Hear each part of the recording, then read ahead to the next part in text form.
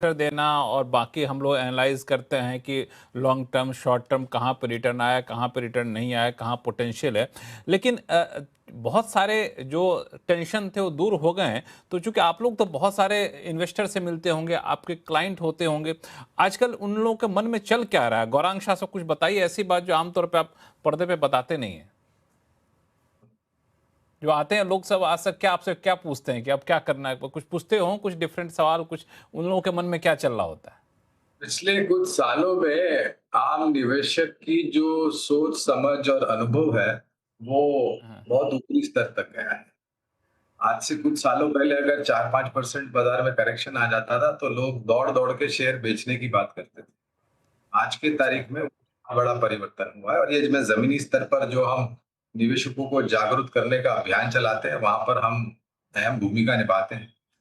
काफी भारत भ्रमण होता है हमारा। पिछले हफ्ते ही हम कर्नाटका में थे और लोगों से मिला मैं। और पहले सवाल था कि क्या बेचूं, अब सवाल आता है कि क्या खरीदूं, या फिर कोई सक्षम और मजबूत कंपनी हमारे पोर्टफोलियो में है, क्या उसमें और जोड़ना चाहिए या नहीं जोड़ना चाहिए।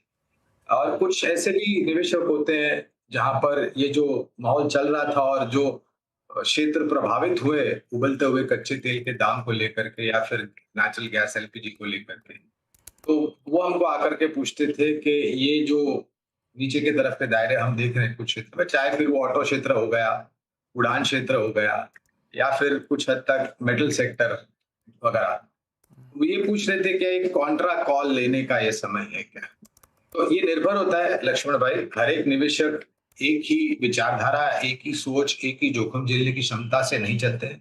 हर एक निवेशक की अलग अलग हाजमा होता है, अलग अलग जोखिम झेलने की क्षमता होती है और नजरिया अलग अलग होता है। तो हम्म। जिनको ऐसा लग रहा था कि नहीं, ये नीचे की तरफ के दायरे में लंबी अवधि का मौका है, तो हमने उस समय पर भी ऑटो क्षेत्र में निवेश करने की राय दी थी। एक उदाहरण देता हूँ, इंटरग्लोब एविएशन। अ, पिछले साल 5 दिसंबर के आसपास मेरे ख्याल से वो घटना घटी थी। उड़ानें रद्द हुई थी। 3,500 के आसपास पहुंच गया था अगर मेरी याददाश्त सही है तो। और आज देखिए कहाँ पर खड़ा है।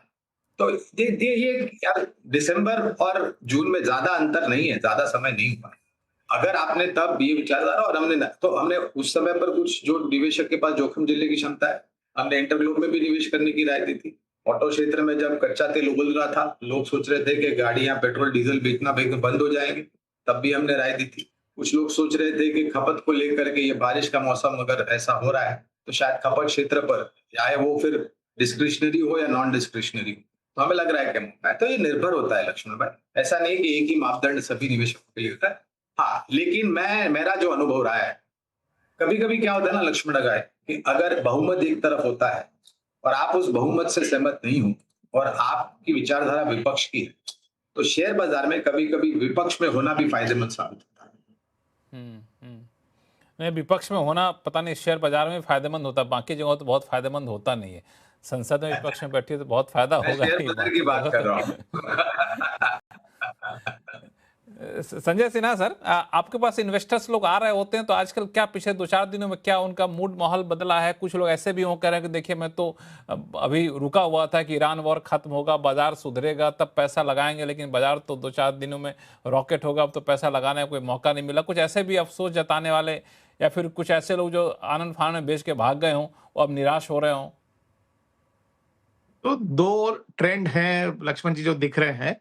एक तो हाँ। ज़रूर ये बात हुई है कि जिस तरह का नेगेटिव माहौल आज से हाँ। 3 सप्ताह पहले बना हुआ था, उसके कंपैरिज़न में आज माहौल ज़्यादा उत्साहित है। मूड पहले से बदल गया है, लोग पॉज़िटिवली अच्छा, देख बहुत रहे तेजी हैं। से मूड बदला है। बिल्कुल, बिल्कुल जिस तेज़ी से क्रूड का दाम गिरा $100 से $70 आप देखें पलक झपकते गिर गया।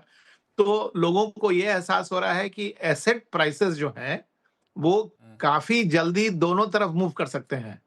तो हाँ। अगर उन्होंने भारत में निवेश करने के लिए अगर पहले अगर वो डरे हुए थे, तो एक उनके मन में ये भी रहती है ना, जो जिसको नाम दिया गया है FOMO, the feeling hmm. Of missing out.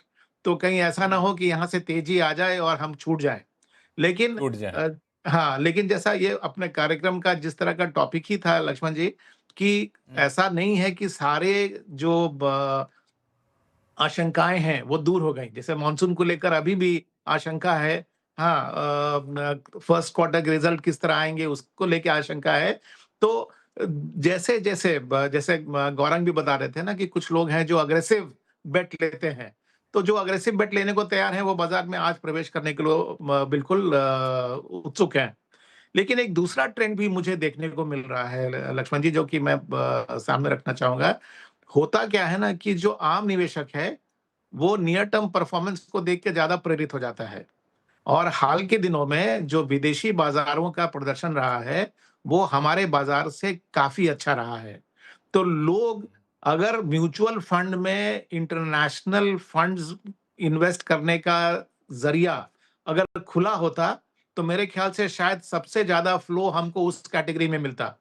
उसके लेकिन हाँ, लेकिन अभी तो वहाँ बंदिश लगी हुई है तो लोग वहाँ निवेश नहीं कर पा रहे हैं। तो एक छटपटाहट दिखती है मुझको और एक इच्छा दिखती है कि मैं किस तरह से ग्लोबल मार्केट्स में एक्सपोज़र ले लूँ। पहले हम लोग रिकमेंड करते थे कि ग्लोबल मार्केट में एक्सपोज़र लेना चाहिए आपको for the purpose of diversification. लेकिन आज तो नैरेटिव बदल गया है। आज लोग फॉरेन मार्केट में एक्सपोज़र लेना चाहते हैं बिकॉज़ उनको लगता है कि रिलेटिव रिटर्न उनको उस बाज़ार से ज़्यादा मिलेगा। हाँ, लेकिन ये बात जब कैलेंडर ईयर 26 खत्म होने को आएगा, जब आप हम लेखा-जोखा देखेंगे, तो शायद अभी जो लोग इस तरह से भागे-दौड़े चले जा रहे हैं ग्लोबल मार्केट्स में, शायद उनको लगेगा कि अगर वो डोमेस्टिक मार्केट में टिके रहते और यहाँ पर large cap, mid cap, small cap में अगर उन्होंने इंटेलिजेंटली एलोकेट किया होता, तो शायद उनको इस कैलेंडर ईयर में इंडियन मार्केट से ज़्यादा अच्छा रिटर्न मिलता, बजाय उसके कि उनको विदेशी मार्केट से मिलेगा।